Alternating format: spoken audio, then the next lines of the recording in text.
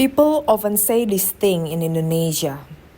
What's the point of studying so high? Look at that neighbor. Didn't even finish elementary school, but now he's rich. And somehow that becomes proof that education is useless, as if education's job was to make you wealthy. But that's where the misunderstanding starts, because the goal of education was never prosperity, it was wisdom. Education is not a promise of money. It's not a shortcut to success. It doesn't guarantee comfort. What it gives you is something else entirely.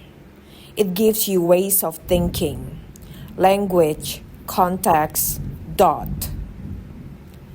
You learn how to question things instead of swallowing them whole. You learn that the world is more complicated than simple stories about winners and losers. Yes, someone with a degree can still be poor, they can struggle, they can fail. And yes, someone without education can be rich. That happens.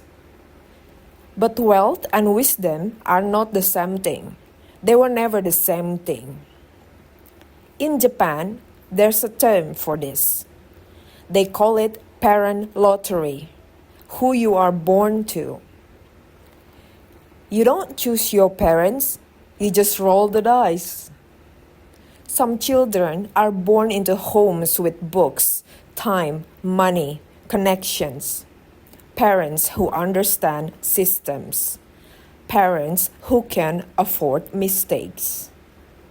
Others are born into survival mode.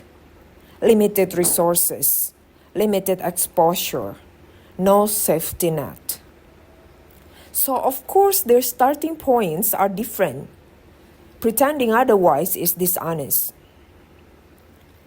When we point at rich people who didn't finish school and say, "See, education doesn't matter," we are ignoring the invisible advantages. And we're ignoring the people who never even had the chance to study. Education doesn't erase inequality. It doesn't magically fix fate. But it does something quieter. It opens your eyes. It gives you words for things you've always felt but couldn't explain.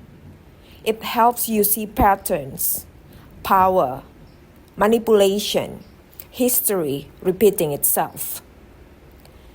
Education teaches you how not to be fooled.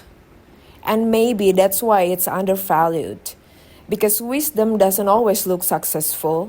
It doesn't always pay well. It just makes you harder to control. So yes, some people call all of this fate. Because fate sounds neutral. Fate sounds comforting. But calling it a lottery is more honest and more uncomfortable.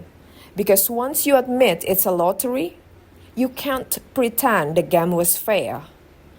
And once you admit that, you might have to stop measuring human worth by money alone.